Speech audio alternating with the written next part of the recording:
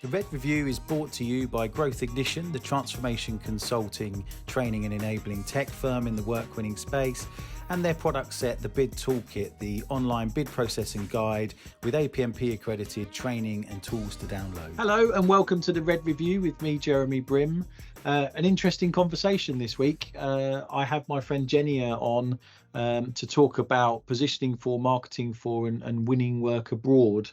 So it's a subject that's close to my heart. I was just saying before we press record that I deliver a program of webinars for the Department for Business and Trade now, was Department for International Trade for the UK government, in some of my home turf in terms of pitching to clients and value propositions. We even did a marketing session that my wife Julie co-delivered with me the other week. I've literally just rolled straight off of delivering a webinar on bidding and negotiation skills for the department with a bunch of UK SMEs, basically in exactly what we're going to be talking about. So I'm warmed up and ready to go in the chat. So without further ado, let's get into it. So hello, Jenny. Thank you for joining me. It's lovely to be here. Thank you so much for the invitation. Well, no problem at all. Well, actually, we met through one of those, or you contacted me off the back of one of those Department for International Trade at the time sessions. So thank you for reaching out. It's an interesting friendship we've developed over a couple of calls, and long may it continue. So if you wouldn't mind, so obviously we know each other now, we're good mates, but if you wouldn't mind just telling the listeners a bit about yourself. So your career background and then what it is you get up to these days, and then we'll get into a chat about winning work abroad. Fantastic.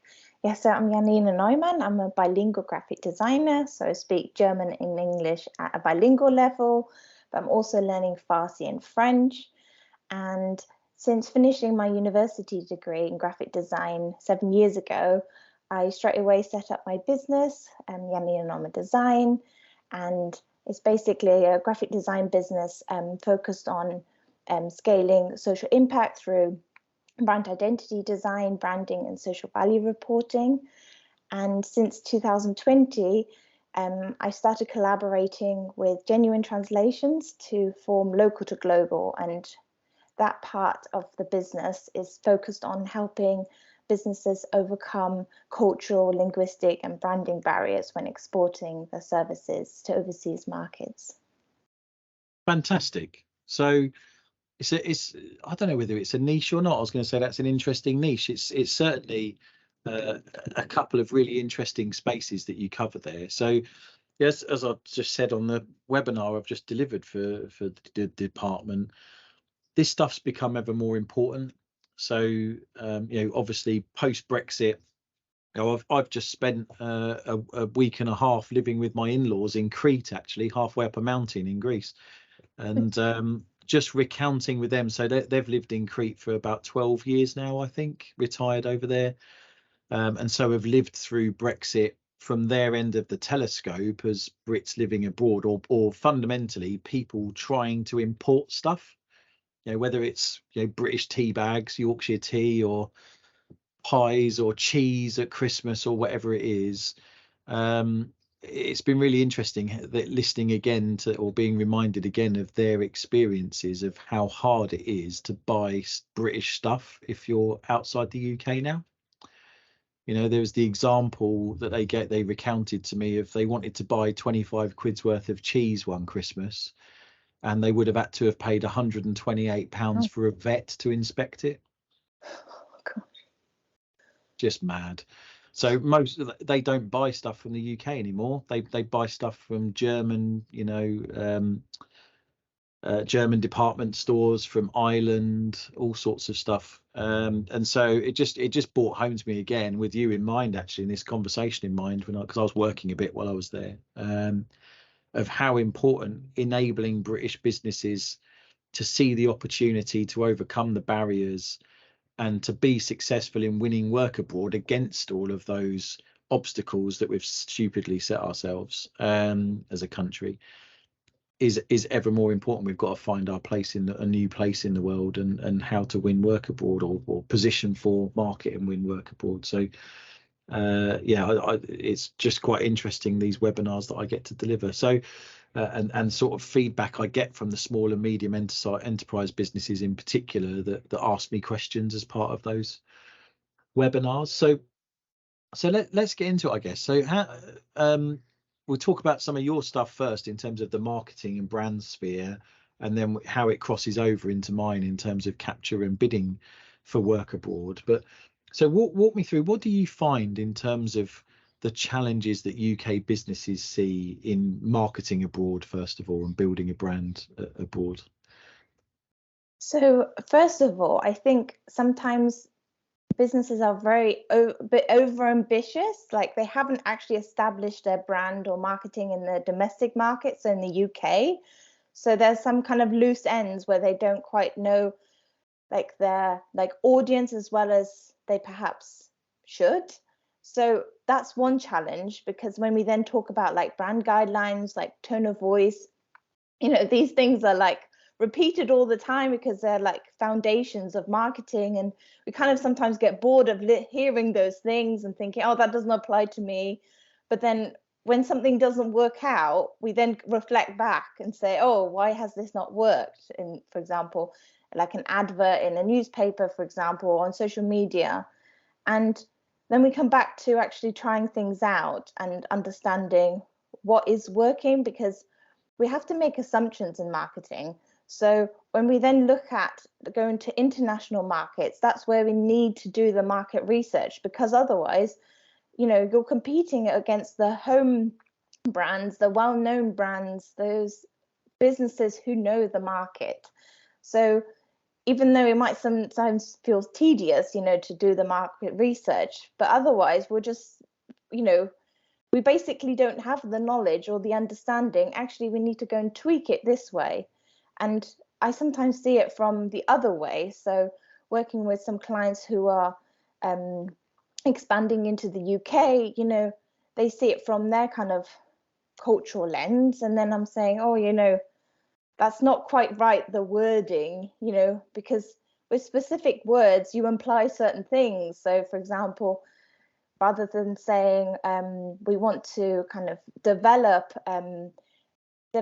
certain things, we then say, oh, we'd like to nurture things. Because if you say develop, then you're kind of implying that you're not already established in that market. So kind of it comes back to communication, like language, being able to be very thoughtful with your words. And that's sometimes difficult when it's a second language.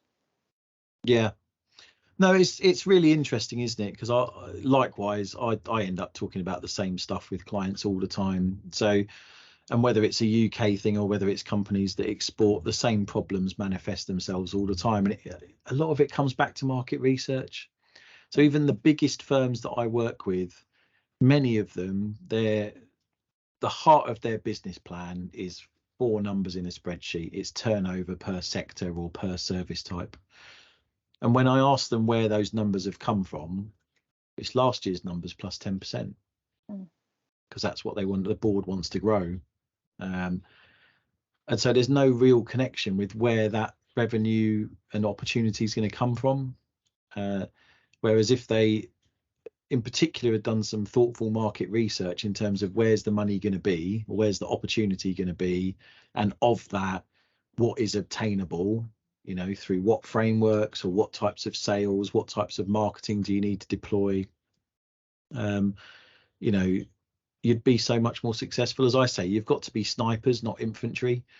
You can't, in terms of marketing budget in that end of the telescope, it can't be a blast into the atmosphere. It needs to be fairly targeted stuff. And so when my wife gave a talk actually for the department in partnership with me, because she owns a marketing agency, Marketing Mixology, along similar lines, where it was that market research and connect that with who your perfect customer is. Again, that stuff I'm sure you get bored talking about, but just what are the attributes of your perfect customer, and if you align those two things and the geography in which you want to go and deploy those things, where the opportunity is, you're just at the top of your plan. The rest of it, sort of the cascade or the waterfall into your pipeline, how you approach opportunities, how you position for opportunities and eventually bid them if it's that kind of B2B or B2G work, will become so much easier. But on the calls, on the webinars that I deliver, a lot of the questions, you can tell that they're organizations that are fairly immature in that, and that are not picking their battles. They're just following, you know, a client over here, or they think there's a niche over there and haven't done their homework on it. So I should say, because I do get to work, I'm very lucky to get to work with the department on this stuff via Cranfield, my work with Cranfield University, that use the department to help with that market research. Obviously they could come and talk to you and use those attributes, but you know, the UK has the Department for Business and Trade, international trade. They have people, professionals in consulates all around the world, whose job it is to help UK businesses win work wherever they are around the world. And so they are motivated to help with that market research and to help with making introductions to different organizations. They could do, you know, I'm getting involved in supporting the preparation for trade missions and all sorts of stuff where UK businesses are going to go and court primes that have got big opportunities that they could be part of, or even entire countries where there's opportunity to enter markets. And so, you know, I completely agree with you that that whole market research thing really underpins everything, so we know what we're aiming at. So what do you think? What do you see in terms of account-based marketing or targeted marketing then? So we've got our market research in play. We know what our perfect customer looks like. So we've got a view of who we should be talking to or trying to communicate with. What's the next step that you find, or the barriers that British companies find in doing that? So I'd like to share like an example of this. I think sometimes, which has happened to one of my clients, is that they attend a conference or like a networking meeting, and basically they're the kind of the new people in the room, and everyone kind of knows each other, talks to each other, and that might not be like a networking group, it just might be a networking event, but because of the industry they kind of heard of each other, and then they don't go and talk to, like, no one wants to talk to them because they're like the newbies. So one of the things that I encourage my client to do is actually to win an award. And it was funny because since winning that award, because like people started to take them more seriously, and they started talking to them, and it was just like that click. Okay, there's some external validation. So we have to be careful what kind of awards we want to win, how meaningful it is, but actually it really tied down with some of their core values. So that's just an example of how you get kind of recognized. And I suppose it comes back to like kind of this idea of being recognized and being accepted into the industry, because yes, we talk about culture and culture is really important, but some industries that kind of the industry kind of dominates over the culture. Like there's this kind of culture within the industry, and different industries look for different things. So awards sometimes really help you, because if the award is given by an industry like body, then automatically it's kind of that referral or that introduction, like you were mentioning with the different consulates, it's kind of an introduction. So it's understanding about who can give you the best introduction and really fostering those individual relationships as well. Yeah, absolutely. Funnily enough, again, it just came up on the webinar I was delivering. My wife coaxed me to do the same thing when so Jules, her business, used to do my marketing for me until we realised it was probably a bit marriage critical, and so we stopped. Which is probably a good idea. But for the first couple of years, you know, we were absolutely smashing it marketing wise. And then the business got up to speed and it delivered what I needed it to deliver turnover wise. You know, it was busy enough, so I didn't need to do much more of it. But funnily enough, we won. You can't really see it because it's glass, nice. But we won the APMP Global Vendor of the Year Award in 2020 for our bid toolkit thing, and how we were deploying that into companies. And it was game changing, you're right, in terms of suddenly the UK competitors who didn't even know who we were really and weren't particularly interested. So suddenly they took notice because we beat them, or beat one of the UK companies and beat one of the big American technology companies to it, the recognised players. And for the Americans and for the Europeans in the bidding space, again, it got us. People knew who I was when I turned up on calls for things with the APMP, and people at the UK conference would come up to me and know who I was and what I did and all that sort of stuff. And it makes conversations a lot easier. And to this day, it's getting a bit old hat now because it's 3 years old. I probably need to pull my finger out and have a go at winning another one for something. But we're able to say that we're award winning in this discipline, and particularly for moving the discipline on, for innovating in it, which is part of our proposition really, is to continue to drive the discipline on and give back and all that stuff. So it really helped with positioning, and so we could do some PR around it and all of that kind of stuff. So yeah, that's a really good point actually, in terms of landing in that geography. Some local awards, industry awards for that sector in that geography can really help open those doors to start that journey in terms of proper targeted account-based stuff. So what do you find are the challenges around language and business cultures in different markets in the world? What are some examples of things we should be aware of where we're looking to win work abroad?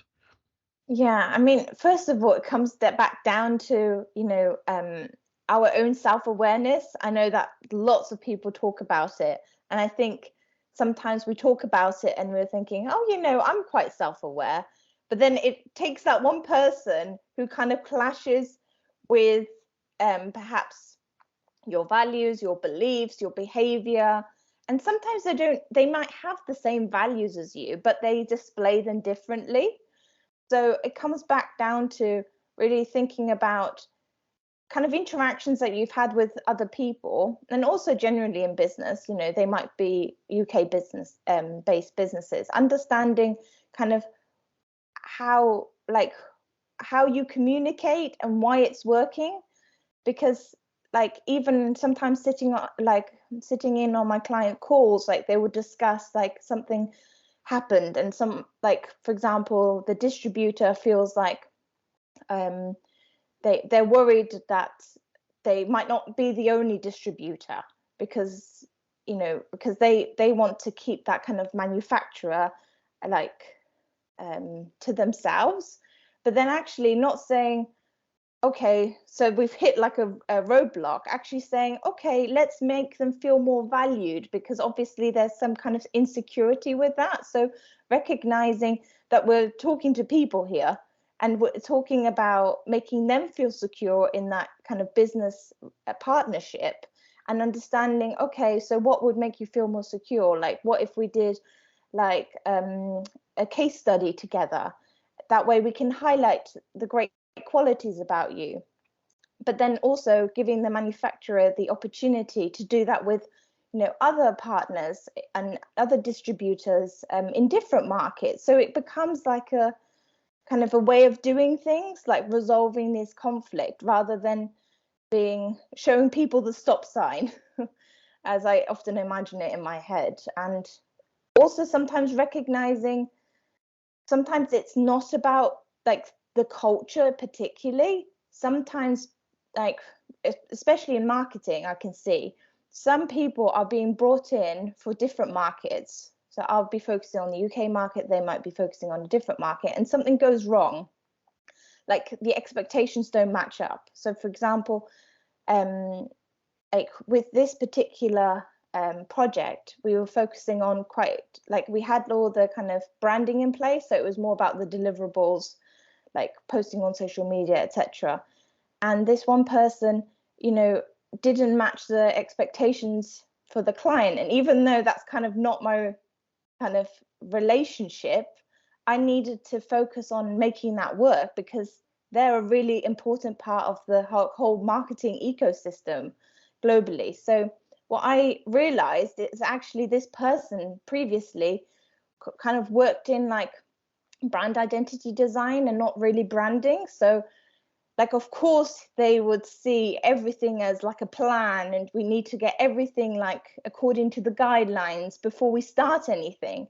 Whereas I've had the opportunity to like work in planning, kind of brand identity design, as well as branding. So I kind of understand, like, sometimes we have to make compromises and sometimes we just have to try something. So kind of encouraging that person that it's okay, you know, we have the kind of the foundations, the gist of it, and let's try these things. And, you know, kind of taking the pressure off a bit. So I do see myself as like I need to be aware as well how other people are responding to kind of the group dynamic, because that's how you overcome these challenges. Because quite often it's individuals kind of clashing rather than particular things that are not like logistically possible. I mean, I only focus in marketing, but usually things are possible, you know.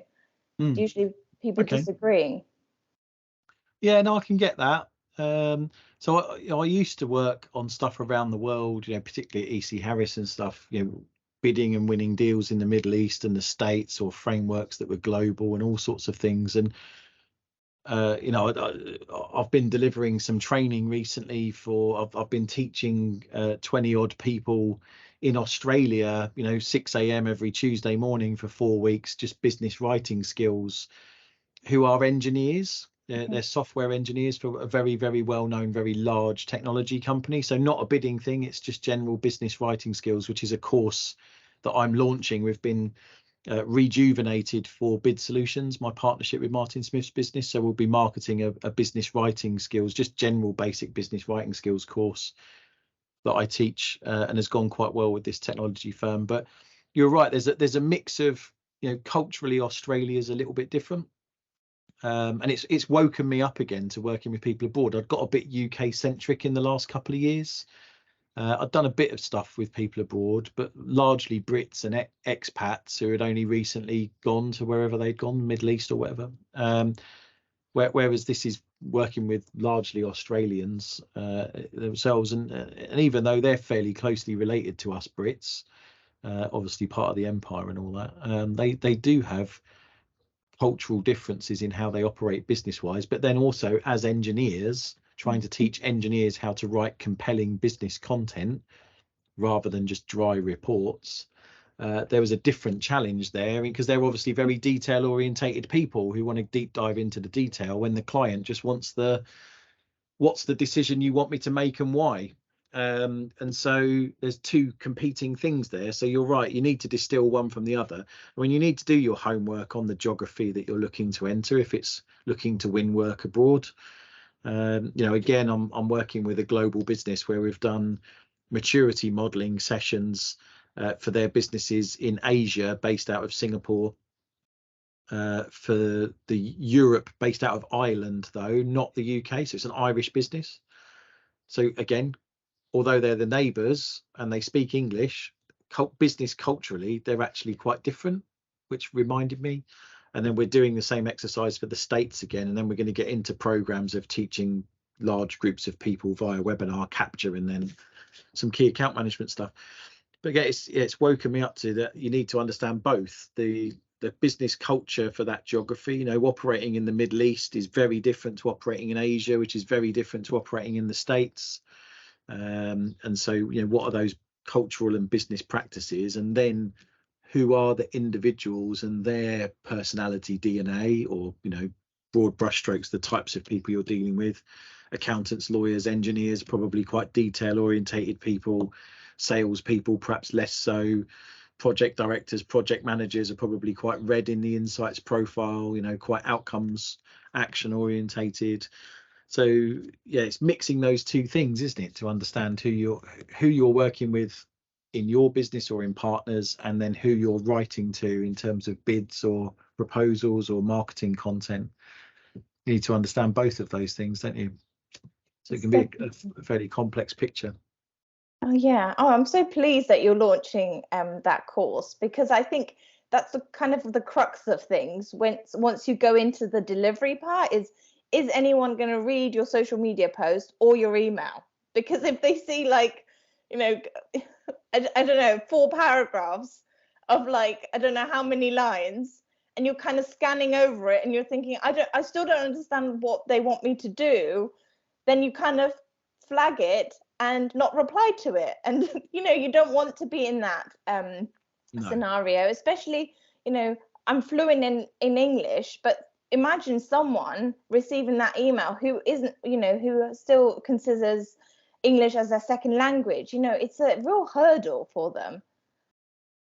So how, where you're working in markets abroad, how do you deal with the language thing? So yeah, let's say we're bidding for some stuff in Asia that could be across multiple countries actually. Do you just, is English the baseline international language, and or are there tools that people can use for interpreting content, or what does that look like? How do we do that?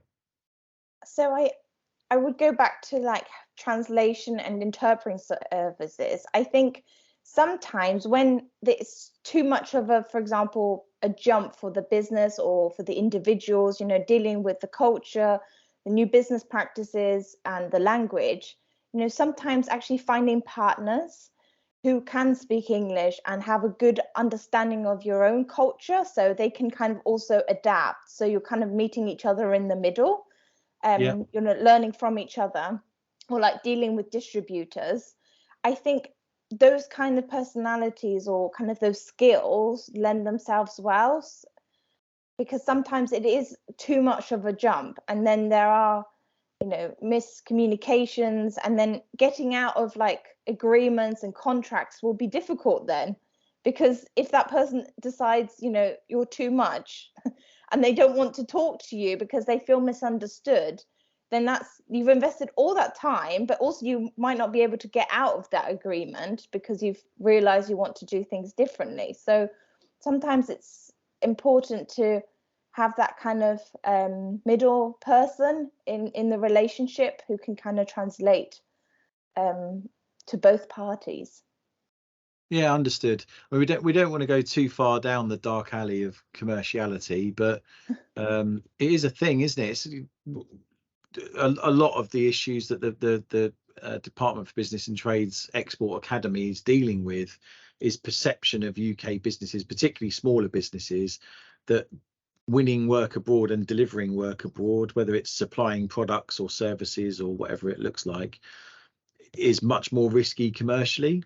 And it can be, of course, because you're dealing with contracts that are in, that could be dealt with by their courts in their country rather than UK law. You're dealing with, you know, I built the commercial toolkit for EC Harris actually on all of this stuff in terms of things to be aware of around local visas, local labour laws. You know, it costs twice as much to employ someone in Paris as it does in London, even if they're on the same salary, because of they get more holiday. There's, you know, bigger burden in terms of pensions and all sorts of stuff. So that the burden, as accountants would call it, is almost, or back in the day certainly, was twice as much. I don't know what exchange rates has done to it these days, but you know, insurance is kidnap insurance and all that sort of stuff. If you're dealing with fairly fruity parts of the world where stuff goes on, you know, all of that stuff costs money and has a commercial impact. So, you know, obviously there's a whole understanding of that required, which again the department can provide advice on, and there are courses as part of their Export Academy on that stuff to help open this up. But it's I imagine that could be quite daunting. You know, I've had to sign a new contract with the APMP actually as an authorized training organization, which is in American law, and quite scarily they had a proper lawyer on every call about it and all that sort of stuff. And so I get it, but the opportunity is vast. You know, we Brits, the UK businesses, are fantastic innovators, and are generally more mature than most nations in many things. So I think the pros outweigh the cons. We've just got to find our way through it, haven't we?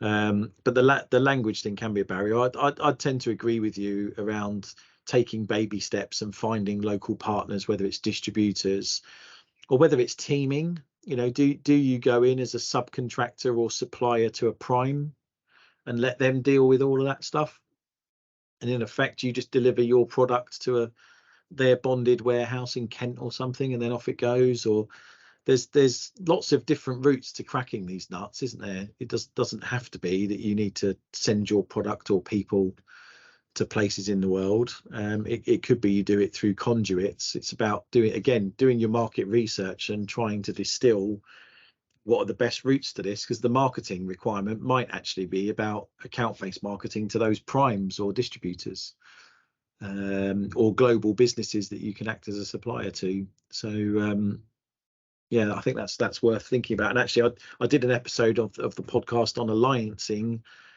something with Kevin Murray. Some of the stuff in there about forming alliances to tackle opportunities is probably something to think about as well. So the next bit, bringing it more into my world, I guess, was the interrelationship with sales and capture of opportunities. So if you're looking to bid for a B2B or a B2G opportunity abroad, how marketing and account-based marketing interrelates with that. And so, clearly, particularly if we're entering new geography where we've not worked before, the connection with marketing, what we tend to find is you marketeers are quite remote from salespeople, who are in turn quite remote from bidding people. And as we talk about on the podcast, or used to talk about a lot, the levels of maturity around bidding in particular around the world are on average really low. There's only 10 to 20% of businesses that are any good at this stuff. Most people are bidding everything and throwing enough mud and seeing what sticks, and their win rates appalling and all that kind of thing. Whereas the high performers are completely different. They're picking their battles, being selective, and deploying capture to shape these opportunities with clients. So again, that market research and perhaps your global account plans would distill what the key opportunities are in the next couple of years.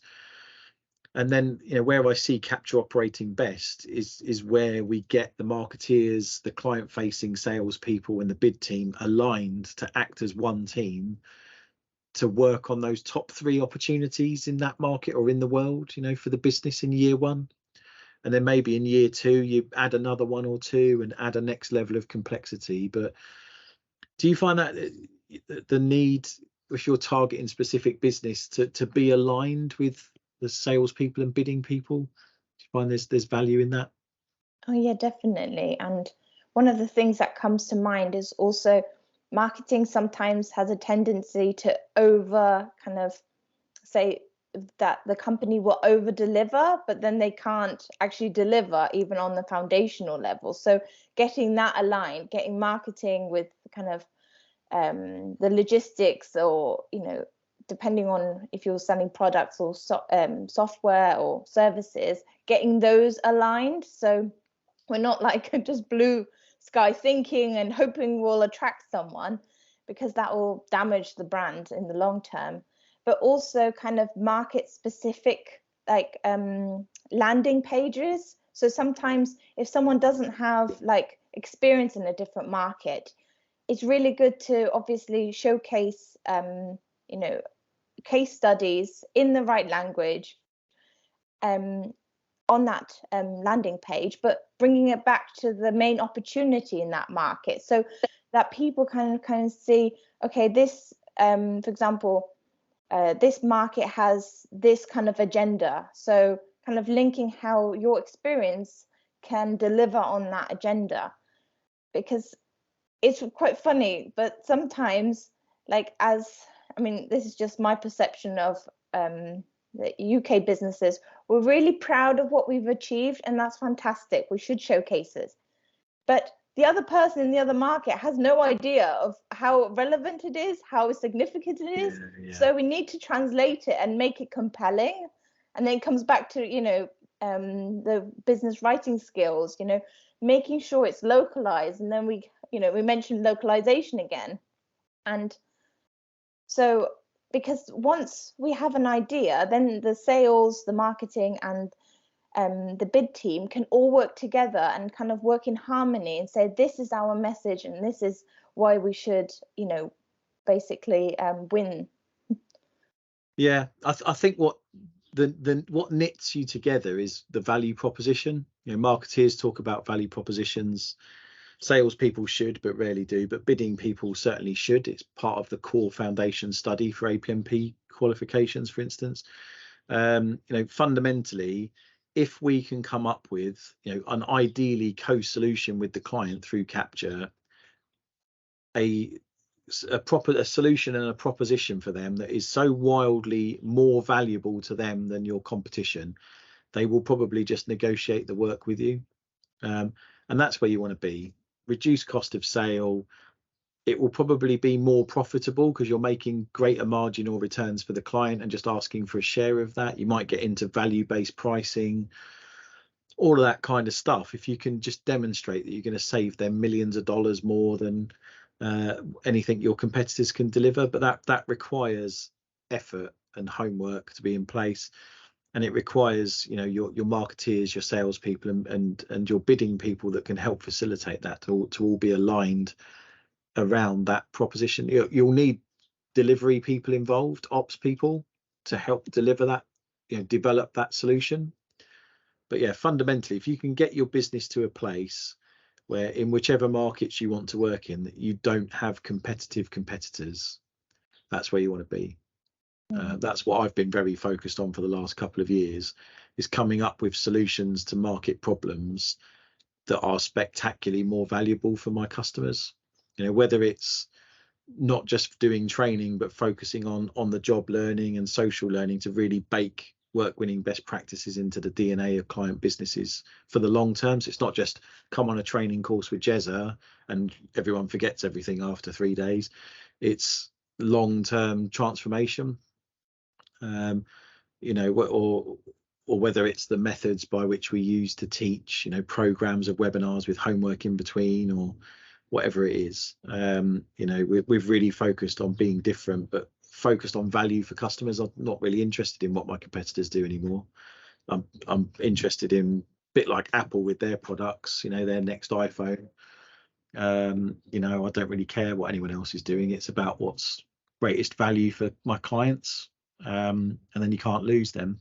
And so, but you've got to pick your battles, therefore. It's a big world.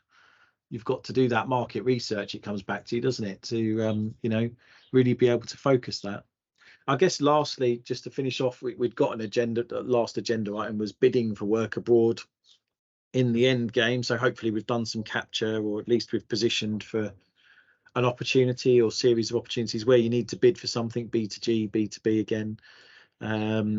Clearly we need to take into account the different and do some research on the different business cultures. Bidding in the Middle East, very different to Asia, for instance. In the Middle East, there's lots of governance stuff that you might, there's things like having to submit printed copies with every page of the bid initialed by a director, and it's how you interact with clients and the respect you need to show them. Whereas in other parts of the world, in Africa, there's a whole gifting culture, quite famously, in how certain World Cup hosting of certain World Cups was won and all of that kind of stuff. So we need to just do our homework. If it's an opportunity worth going after, it's worth understanding that market, using your local people or partners in those markets, or the Department for Business and Trade and their consulate people to help you with that, or of course phone you up and ask you to do a bit of research for them.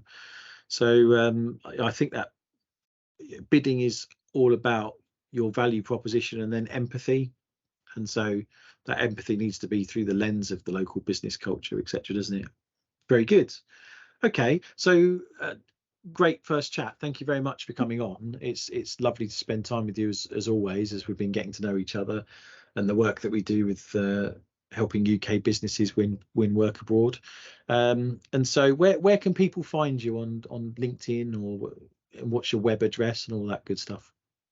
Yes, so if you type in my name, Janina Neumann, not many Janina Neumanns exist on LinkedIn, so that's the first place. But then also looking at my website, janinaneumann.design.co.uk would also be a good start.